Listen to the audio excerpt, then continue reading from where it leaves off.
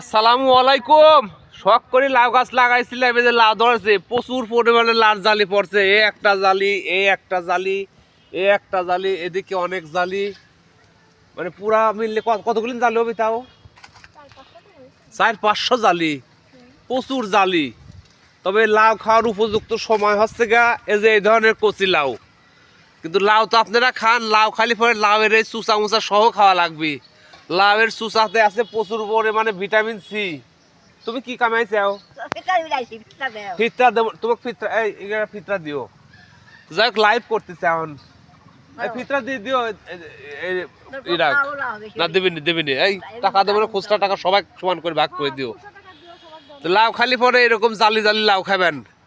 আর লাউ তো আমরা নিজের জন্য খালি খাচ্ছি নি, 2-4 দিন লোকজন চালি পরে তারেও দেবো, সাক্ষী তোমাকেও দেবো নে। আর খালা পর দিন হয়, খালাকে একটা দিও। ওই যে খালা প্রচুর জালি আছে, ওই খালায় আমাকে কইছিলি বীজ দেওয়ার কথা, বীজ দিয়ে প্রচুর জালি। এই দেখো কত জালি, প্রচুর জালি আছে।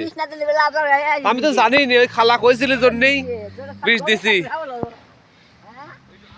তো সবাই ভালো থাকবেন, সুস্থ থাকবেন, আল্লাহ হাফেজ।